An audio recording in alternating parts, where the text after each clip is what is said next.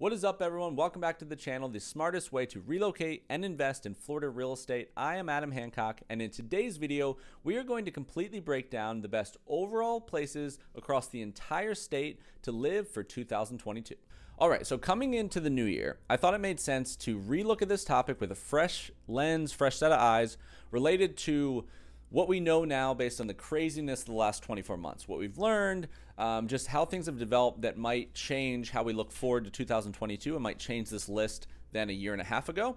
The way I structured this video mechanically was two main factors. The first being large value data sets that create scores, basically. So verified sources, U.S. News and World Report, and various surveys that create these economic value surveys, these lifestyle value, a mirage of different factors that create a desirability score, data that I didn't create. The second piece I layered on top of that was then the unstructured data of my personal preferences, my own internal feedback loop related to my customers, my own experiences related to living in 10 plus cities in Florida over the last decade plus, and just what I know personally, my own premises related to location in the state, the shape of the state, and how that affects how I think it lives day to day. So those two factors create the meat of how I initially created the list. So without further ado, with all of that being said, let's get into my list in no particular order of the best places to live in the state of Florida for 2022.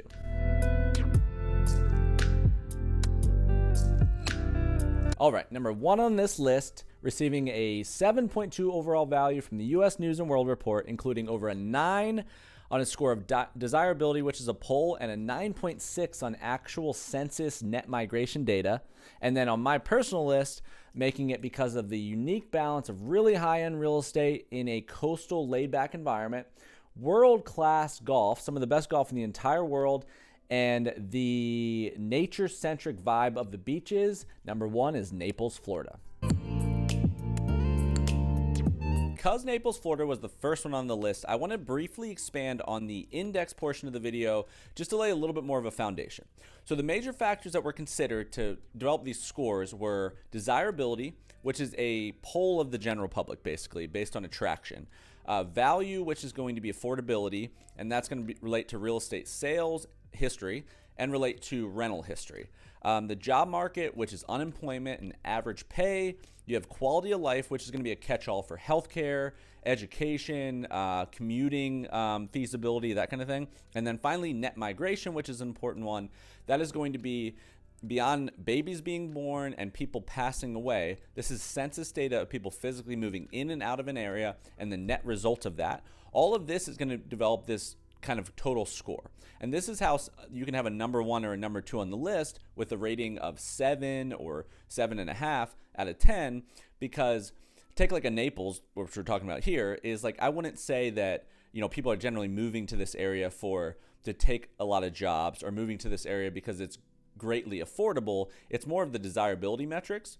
And my lens of this video and a lot of overall stuff is going to be relate to retirement relocation and relate to investment relocation. Not excluding anything completely, but that's how these things will kind of formulate. So I want to lay the base there. The purpose of this video is not to just pick through all the numbers, as that's going to be beating a dead horse. So I'm going to focus on what makes these areas special, but I did want to lay the foundation that this wasn't flippantly decided on, and let's get going. Okay, from what makes Naples, Florida special, let's talk firstly about the undeveloped nature vibe of their beaches.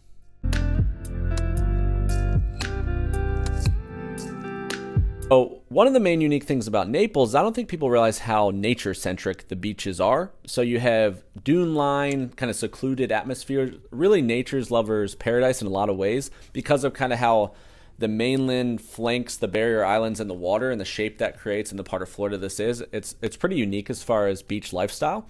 You have great shelling. I know a lot of people are into that. Another thing I noticed was the shallow, clear water in a lot of the parts of Naples, and a lot of beaches in Florida don't have that similar clear water you see in like the tips of Miami or some of the Atlantic coast. So I think that's cool. There's great wade fishing, of course, in this whole area, really. And then there's secluded areas of the beach if you want that, with that nature section I mentioned. You have populous beaches if you want that. I wanted to now walk through north to south a few of the beaches individually. Okay, working our way down. First up, Barefoot Beach. So this is a unspoiled piece of Bonita Springs. It's always on top beaches in the country lists, on almost every one you see. It's one of the last undeveloped barrier islands across the board, and this is our northernmost beach on this list. Second on our list is Delnor Wiggins State Park. This is one of the most natural stretches of dunes and protected beaches in all of Collier County. As you drive in, you actually have a few different beaches to choose from. There's walking paths in there. There's picnic tables. And I'd say this is one of the most similar in comparison to like a Sanibel Island. Okay, third up, working our way down, Clam Pass Beach Park. This one actually has a long, about a mile long boardwalk that runs out to the beach. It cuts through mangroves. It feels kind of secluded, very quaint. This beach offers super white sand. The shelling's awesome. And the water is calm. So a nice place to hang out and bring the kids. Okay, continuing down to Seagate Beach. This one is a favorite of the locals. You are in the Venetian Village Park Shore area near Gulf Shore Drive. And this one is known for its miraculous sunsets. Okay, a few more here. I wanted to mention Loudermilk Park. This one's right in central Naples. It's one of the best residential districts you could possibly find. It's also one of the most popular Naples public beaches. Clean white sand, plenty of parking here. There's public restrooms, snack bars, concession stand, and more. All right, second to last, 3rd Avenue Beach. This one's over in the 5th Avenue shopping area. So this would be a good spot for families with like mixed use. Someone wants to shop, someone wants to go to the beach. You want to spend a full day mixing different parts of town. This is a good spot for that, but overall, another nice option. Okay, the last one on this list and the furthest south is Naples Pier Beach. This is the spot where people come from all over just to walk the famous long pier. It's quick to shopping, quick to dinner. Also, the beach itself, not just the pier, is a nice option too, and you can find some shade under the pier if you're there early enough. This can get a little bit more crowded during season because of the iconic nature of the area, but overall, a nice option to round out our list. Okay, secondly, some of the best golf offerings in the entire world. The mix of coastal terrain and the 280 plus sunny days a year, Naples, Florida naturally is a great environment for golf courses as well. Here you have 90 plus courses, so if you're the golf lover in the family, this could be a nice setting. And the high-end real estate and the high-end shopping and dining brings affluence into the town and creates a really nice environment overall. So I'm going to run through some of the favorite public courses. There's a lot of public options here actually, and then we'll talk briefly about the higher-end private stuff as well. TPC Treviso Bay. This is located inside of a residential golf community. It's an 18-hole par 72, and this one was designed by Arthur Hills. Really, really impeccably maintained. You have the Rookery at Marco. This one is also 18-hole par 72, and this one is a nice mix of nature, and it's located right on the Rookery Bay Reserve. So the fairways are actually lined with pine forest, cypress wetlands, so it gives you that real nature-centric vibe. You also have Hammock Bay, which is the sister course to the Rookery at Marco. So that gives you another 18 holes, another 72 pars, and you have the same vibe of the nature-centric environment because it's located on the same reserve.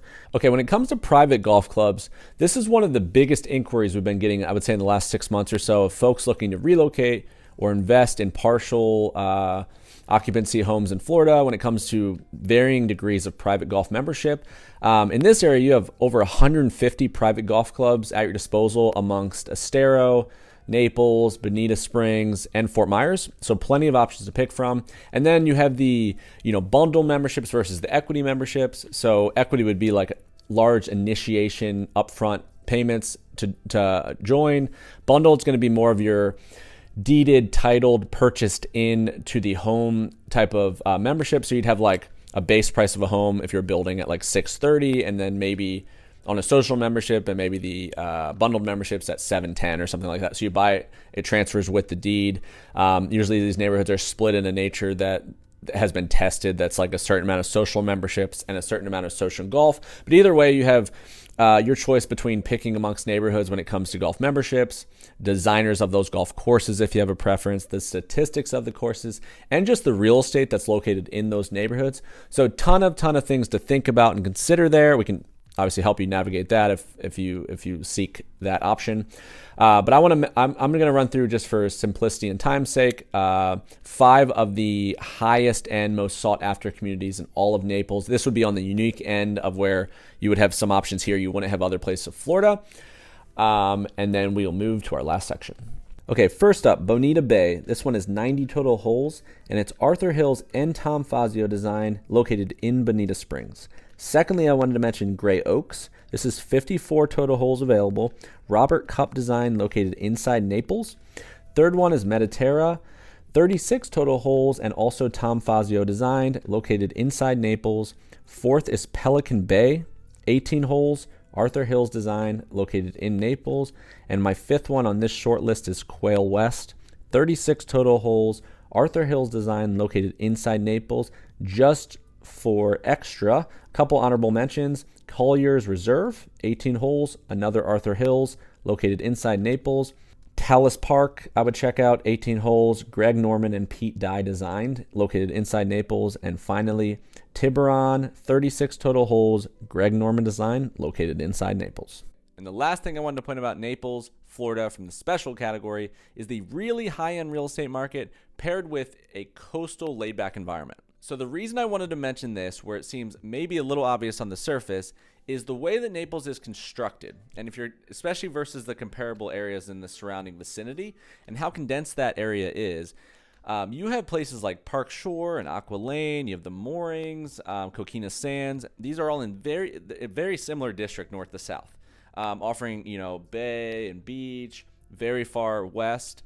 But the real estate market there is so high end, if you look on Zillow, single families in the 50 million, 40 million, 30 million, that's not a commonality across all of Florida. Even like a Sarasota, where a lot of people would view it not super affordable, where maybe the highest end property in Sarasota is in like the 15 million range. There's condominiums and stuff selling 25, 30, 40 million. So the level of luxury and the level of space and new construction homes that you can get in these areas is rather extravagant.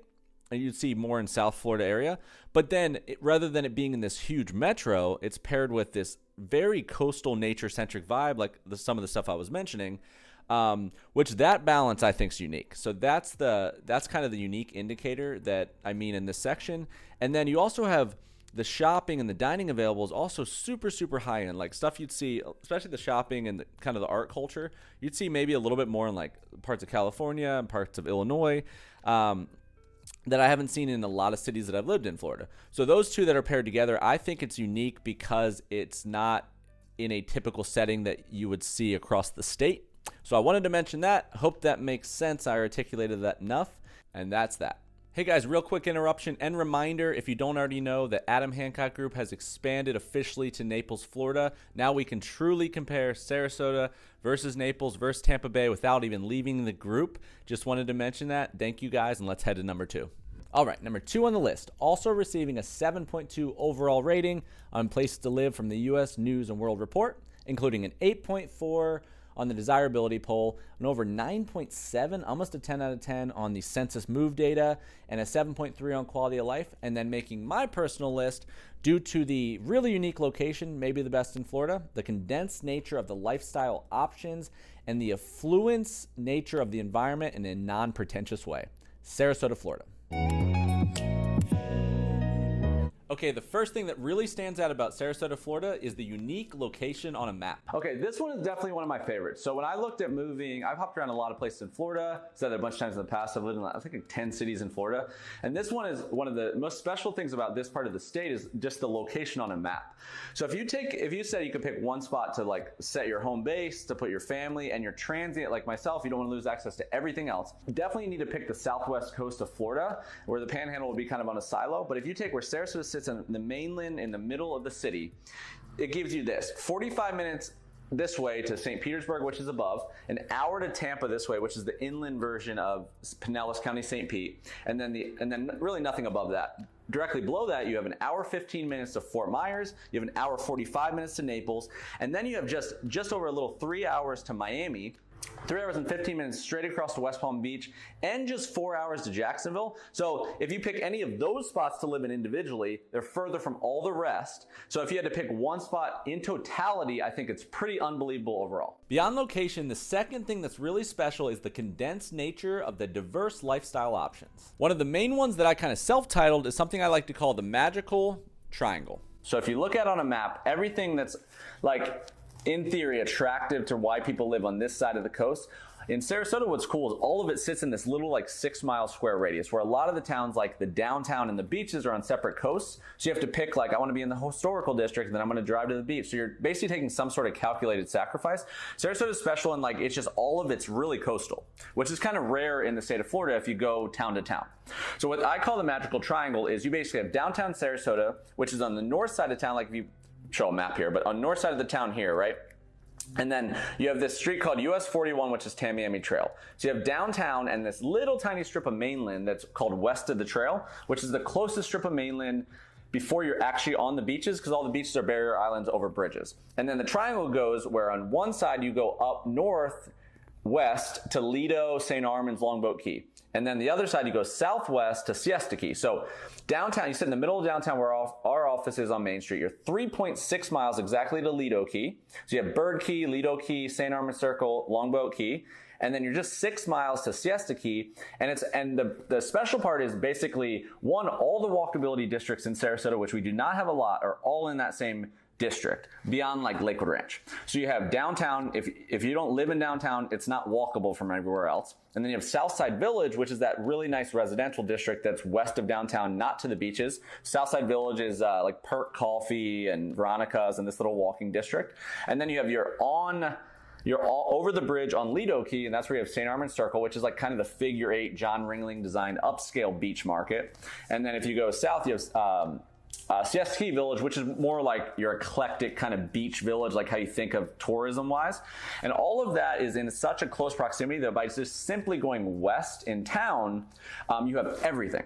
So then you can calculate like, okay, I'm 7 miles, I'm 12 miles, I'm 13 miles. But once you make that drive, you're there, where you're not like trying to figure out how to pick one or the other. So I think all that to say that is unique. If you travel around, you'll see how unique that part of town is.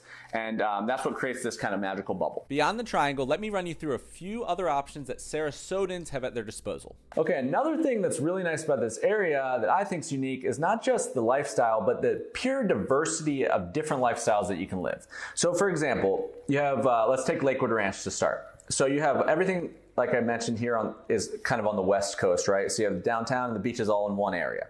So just about 11 miles northeast of that, just east of the interstate in most cases, you have Lakewood Ranch, right? So how many places in the entire state of Florida have a Lakewood Ranch that sits that close to the major city amenities? So 30 plus communities, arguably the most to do when you leave your individual community than anywhere in the entire state. There's about 3 downtowns with Waterside, Downtown Lakewood, and UTC. And for the cost of that general lifestyle and the schools and all of that to be planted right next to one of the most attractive coastal cities, I think is rather unique.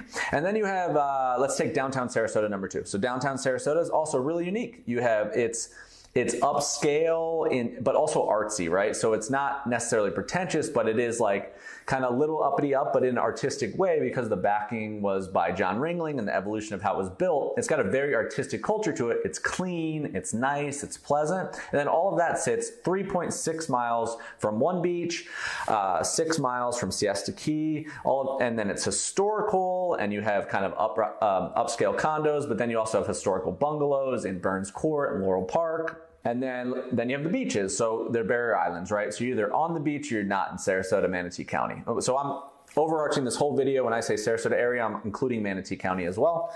So you have, going south, you have Englewood, and then you have Venice Island, which we're going to talk more about, and then you have the 8 mile end-to-end barrier island of Siesta Key. You have Lido Key and St. Armand Circle, and then you have the very residential 16 mile long Longboat Key, and then you have Bradenton Beach and Holmes Beach and Anna Maria Island. You have all of this, right? So you can live a very eclectic beach life with very nice rental possibilities in Anna Maria Island or Siesta Key, with villages and pastel colors and just eclectic tourist beach town. And then you could go really upscale residential, single families or condos in Longboat Key, a lot more privatized, a lot more residential feeling. You can live the eclectic, laid-back, older version in historic Venice without a barrier island. So the beach and the downtown are very close to each other, and then you have all the in-betweens to that. All right, and then if you go a little bit south, right? So you have Lakewood, you have downtown, you have the beaches. You go south, then you have, I would combine Osprey, Nokomis, and Venice. So that's below Palmer Ranch and the Sarasota city limits. You branch into a very, very coastal area that's also residential. So about all of this area, when you go south of downtown, it's really hard to get further than 10 miles from the coast. So the shape of Florida goes like this. So the water and the mainland are closer together. So what Venice is basically, in my mind, it's a different lifestyle, right? So downtown Venice is 45 minutes one way to downtown Sarasota on the same coast, both hugging Tamiami Trail and the Gulf of Mexico. This town has its own downtown. Downtown Venice, you have your own downtown, you have your own beaches, Venice Beach, Casperson, Brohard. So Venice Beach is right off the island. Casperson is arguably the shark tooth capital of the world. And then Brohard is one of the only dog beaches in the entire county. So if you're in Venice, you kind of live the Venice lifestyle. But what this is basically like even a slower paced version of Sarasota. So it's very coastal, but it's just kind of blue collar boating feel to me. So that's a whole nother lifestyle that you can live. All I would consider a Sarasota County offshoot. And then a lot like in between all of that, you have kind of the abyss, which especially if you're out of state, it's hard to shop. It's just Sarasota mainland city limit type of thing, right? So the reason that Lakewood Ranch, and it's kind of Lakewood Ranch and the downtown and the beaches, but everything in between, the reason Lakewood Ranch is over here is all of the in between was already built.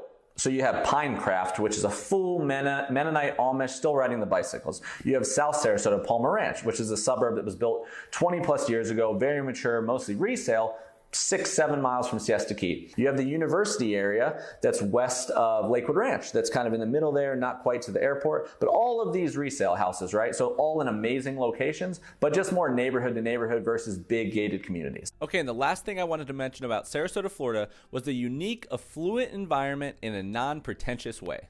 Okay, the reason I wanted to mention this section and what I mean by this is Sarasota is in a lovely spot geographically, right? And the maturity of how long people have known about the attractions in this area could have created, in my opinion, an area that because of the beaches and the high-end real estate and, just what other options there are in Florida, it could have created a more exclusive, hoity-toity environment. But in my opinion, because of the origin of how Sarasota evolved and the John Ringling culture, the people that moved here originally and developed the land, what they were interested in, there's a reason that Sarasota is known as the cultural coast. I mean, the amount of art galleries and theaters and the art scene in a relatively small geographic area. And then the town went and then developed land east in a multi-generational suburban way with like the Lakewood Ranch and all the stuff that I've mentioned in the past. And then you have beaches that offer variety, like a very privatized Longboat Key, but then more eclectic, laid-back Venice. Siesta Key is very more eclectic and laid back and beachy, touristy, and then Anna Maria Island is like a whole different world. Because of all this mirage, I think it created a level of intention of the folks that moved here. And, it's hard to kind of pinpoint these things, but growing up here and then moving around a ton and coming back, the balance is just really unique. And I think it's because you have all the things that make a town amazing, and you have all the things that make, all the development of getting cool stuff and I don't know, just what's available to you. You have all that here, but then you don't have a kind of a haves and a haves not divide. Again, this is my opinion, right? Have and have not divide of the 1% and everything else. You don't have that as big as you see in like niche areas, and some it just falls off a cliff. So we don't have like, this is us and this is them, and I think that's really important for a town. So again, tried to articulate that the best I can. That's just a feeling I have from my experience, but that's my last one, and let's move to number 3. All right, number 4 on the list, receiving a 6.9 overall rating, including a 7.5 in desirability and an 8.4 in net migration, making my personal list due to the bigger city perks in the Southwest environment, due to the amazing nature of the sports environment for sports fans, and also the job and economic rise, Tampa, Florida. Okay, number 1 for Tampa Bay, Florida, and what makes it special, the bigger city perks. Okay, so Tampa, I want to say, is like a massive, massive city, but in comparison to the the vicinity of where it's located and what's surrounding it, it does offer a bigger city for the same livability of Gulf Coast lifestyle than like a Sarasota or a Naples, or going a little bit north of that. So I lived in Tampa for 8-9 years, pretty much my whole 20s I lived there. So I experienced like a lot of the development that wasn't there when I grew up, and a lot of the like more innovative stuff, especially in an environment where I was commuting to work a lot and that kind of thing when I was in economics. So I experienced a lot of like what it would be like to do that on a day-to-day basis for a very long time. I kind of felt what that felt like. And there are some perks to that if it fits your lifestyle. And one of those I think is development. So the way that Hillsborough County specifically kind of is innovative and progressive in the development creates a little bit more abundance of options than you would have in a smaller city that's more laid back. So like, the river district with like Armature Works and everything that runs along the river there, and they have water taxis, and they have restaurants that flank in, all kind of weaves together. You have Sparkman Wharf, which is like a pods container village of restaurants and coffee shops, and a lot of this stuff's open container. So like the parts of like metal deck that these organizations own, like in a silo, kind of like a back patio for a restaurant, they're all open container, contained on the river there, so you can kind of watch the cruise ships and the boats and all that kind of stuff. So it's just cool in that respect. And then you also have, like in a bigger city, you have different full spots where you could go, right? Like, so South Tampa has like Hyde Park. So like you like go Hyde Park for the day, and you have a bunch of shops and restaurants and stuff there. You have like the International Plaza by the International Mall with like Bay Plaza and the restaurants there. You have the River District. You have, Carrollwood. You have all the brewery scene. So you have St. Petersburg, which is part of Tampa Bay greater area. So you can fully like have like mini cities within a city because of just its pure size, right? The second thing I would say about bigger city is generally they're a little younger. So Sarasota's gotten a little younger recently, but Tampa Bay was on average, I think like high 40s was the average. So like 5, 6, 7 years younger because people have to commute to work. There's a lot more renters and not more renters than buyers, but there's a lot more people that are younger that are kind of transient at the time. So it creates a younger environment. And some people are really seeking that if you have a family or something like that. Another thing, a couple more things, getting things first, I think is a perk. There's something to say for really laid back towns, but those bigger cities just get like, the WeWork and the mixed use spaces, and they're going to get the businesses that are trying to innovate and test in bigger cities. They're going to go to cities like this that are on the forefront of that versus like not getting a true sample size of how something might do in an area that's more confined. The people are more similar to each other than a big multi-generational cultural mix like a Tampa Bay. So that kind of gives you the gist, right? But I think that's definitely one of the main reasons that Tampa Bay made this list. I think it's interesting definitely directly compared to the other cities on this list specifically. And let's move to number 2. Okay, the second big reason that Tampa Bay made my personal list is the amazing nature of the sports environment. Okay, this one almost goes without saying, but the amount of success that the Tampa Bay markets had in pro sports in the last couple of years, unprecedented. On an absolute heater of success. And it's created this kind of passion for the town from a sports fan perspective that maybe we've never had, but, glimmers in the early 2000s, but it's happened so back to back to back. Tom Brady moves here, Bucks win the Super Bowl, Lightning have been killing it for a while. And then you have basically, if you take the area where, let's say Raymond James, let's park the Rays for a second and say Raymond James Stadium and Amalie Arena, Channel Side. Tampa Bay Lightning is Amalie, Raymond James is the Bucks. You take that area, those things are not super far apart, right? So like Channel Side's in downtown Tampa, and then Raymond James is not far apart. You're talking a 2-3 exit gap between the two. And you have Tampa, University of Tampa, a large private school right on the river. You have University of South Florida, which is a little far north, but a huge school. And you have so you have a lot of college students, a lot of people visiting, a lot of people attending these events that maybe or only have been around for the success. So just a really fun time to be involved. And then you have the Rays are actually Tampa Bay greater area. The Rays are in Northeast St. Petersburg. That might be the easiest event. All these events are actually like really easy in and out. If you lived in any other city in any other state, people deal with a lot more shit to go to any event and probably pay more money. So that, to me, also underrated. The fluidity of being a sports fan of all three is pretty easy. The Rays might be the easiest one. Easy parking, great downtown area. You can like go to a brewery and walk over to the game. Pretty affordable inside. I actually went to the Rays' first game in 1999, I think it was. And then all through high school, I had if you look this up, it might still be on there. I'll try to flash it. But all through high school, my entire starting lineup for my baseball team, this is how many people attended these games. 2,000 a game, that we used to paint our chest, and 9 people spelled Devil Rays before they changed the name. I'll try to flash up a memory, but we were called the Sexy Sombreros, self-titled. But they gave us season tickets for the entire season because they were just pumped about like the energy. And then we had a little success at that time, and so it was a fun time. But all that to say, it's just it's a cool time to be there. And if you're passionate about it, and like the bars and the restaurants and the watch clubs and that kind of thing, even if you're not from here, there's a lot of variety. So I would say this is a great number 2 reason to be here if you like this size city. And let's hop to our last one. Okay, and the third reason I wanted to mention for Tampa Bay and why it made my best places overall list is the job and economic environment.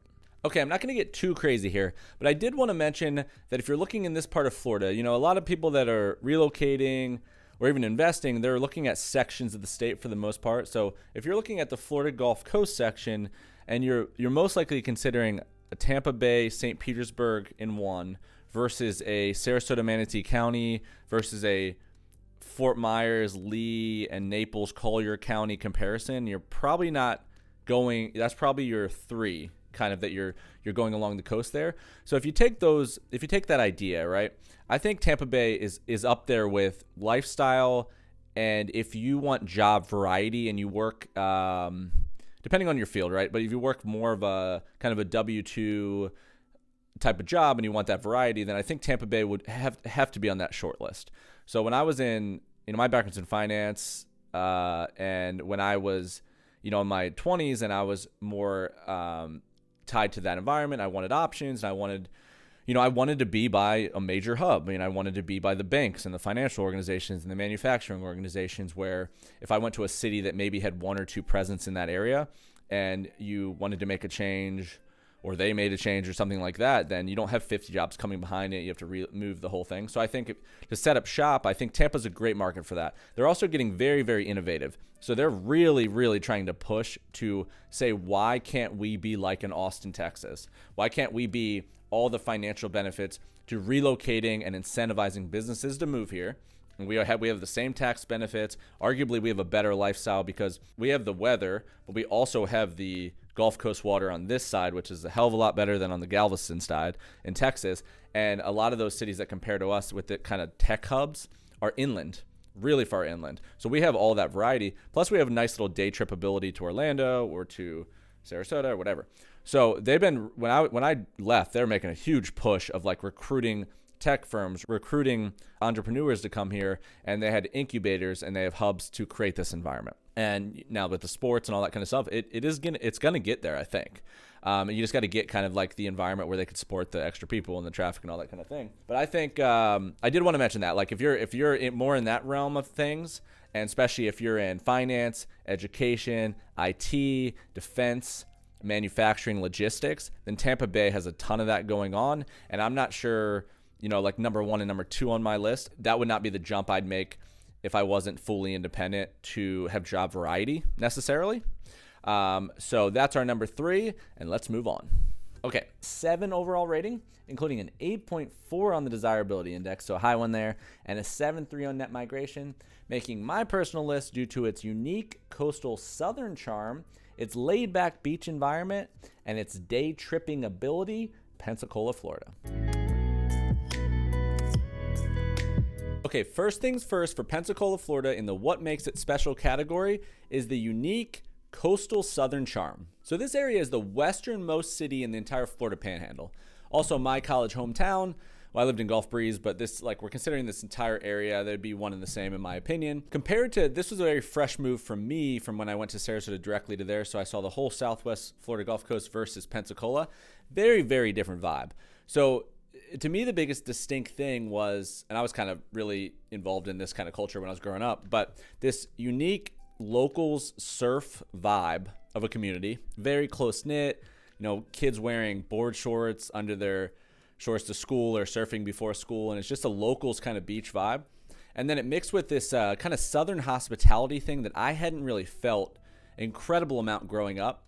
Just was kind of unaware of it. I spent most of my, every year since I was 4 in Sarasota, basically. So that kind of stood out to me. It's interesting. You know, this area makes a lot of sense. I mean, it borders, you miss one exit to University of West Florida in Pensacola, and you're in Mobile. And then you have Mississippi right behind that, New Orleans directly behind that, Tallahassee a little bit. It's like it feels completely different than most of what everything else is in Florida. So distinctly different.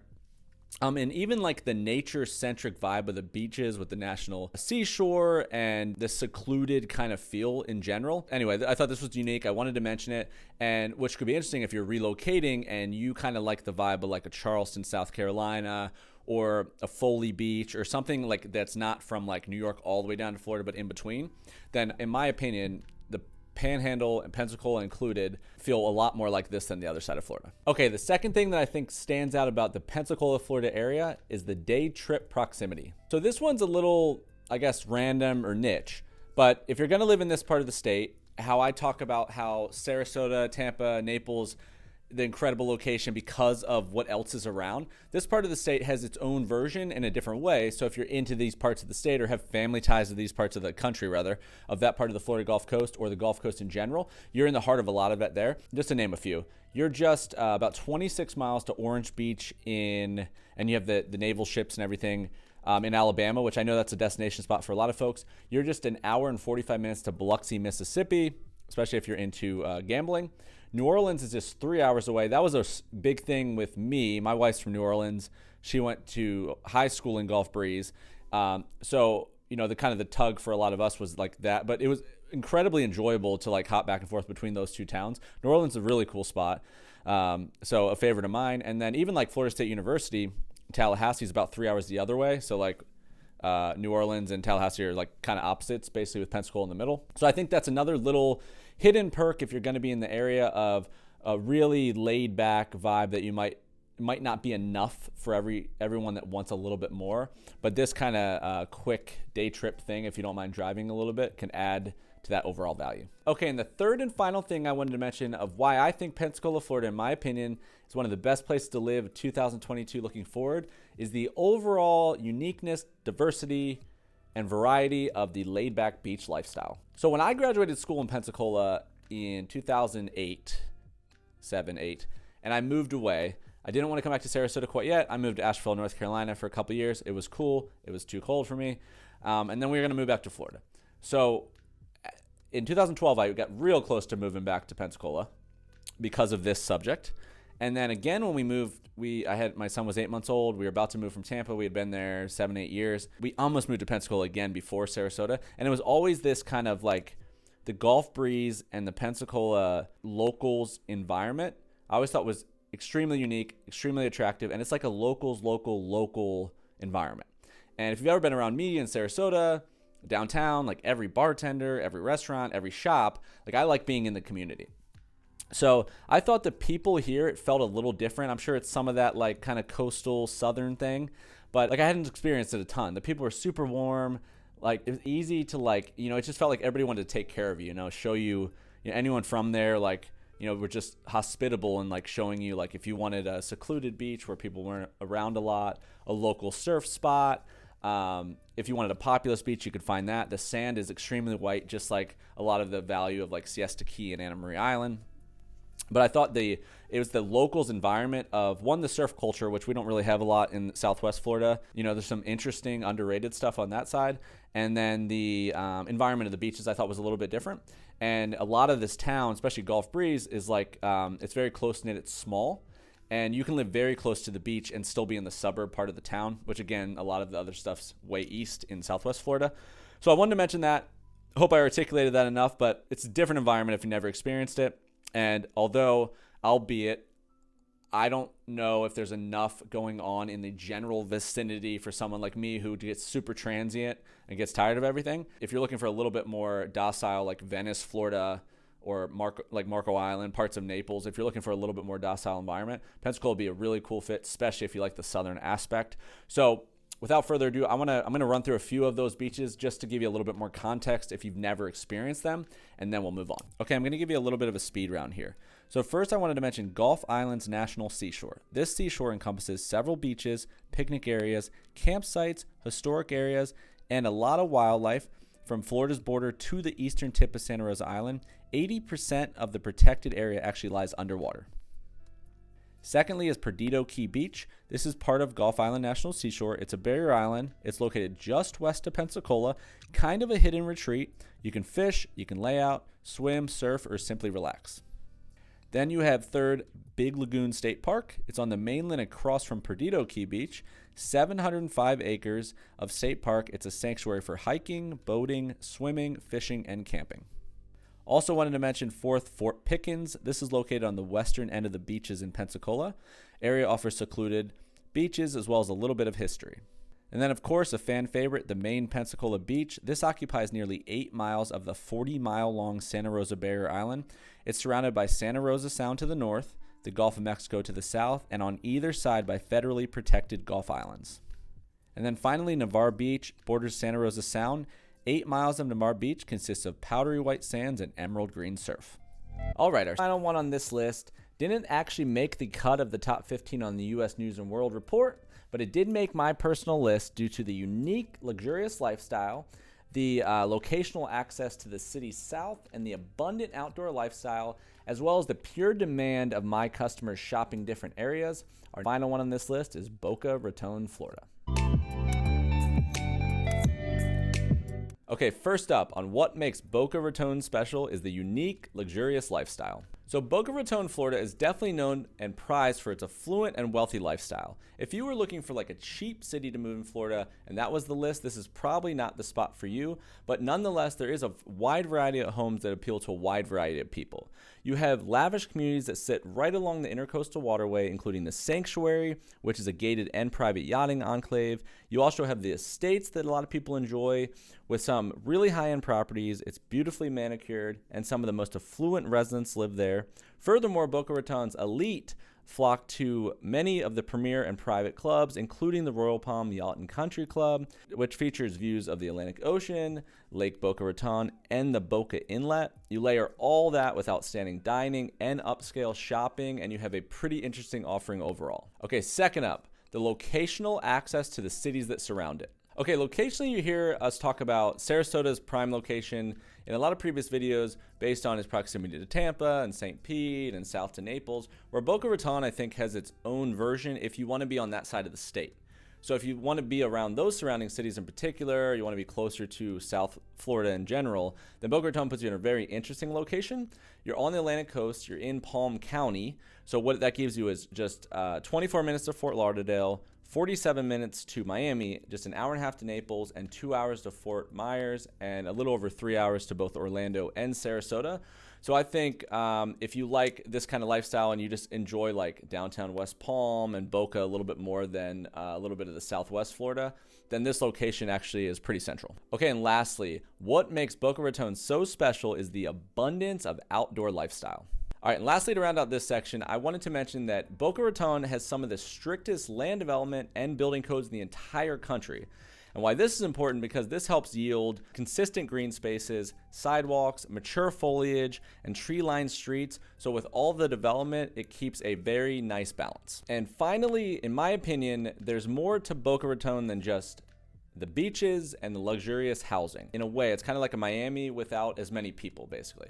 You have outdoor parks, you have nature trails, you have museums, you have sophisticated shopping, you have really nice restaurants, there's events all year long, there's boating, there's jet skiing, there's water sports, there's a tier of all of those amenities that come with a kind of city of this caliber without as many people shoved into it. And I think that's the kind of balance that like a Sarasota gives you in a similar capacity in a different location. So that's how I would view this section, and pretty interesting overall. All right, guys, that does it for this video. Really hope you enjoyed it. Please subscribe if you did. Please check out my description box below. Tons of helpful resources in there for absolutely free. Please reach out to my team and my group if we can help you with any of your real estate needs all over Florida. Thanks again for watching the smartest way to relocate or invest in the entire state of Florida.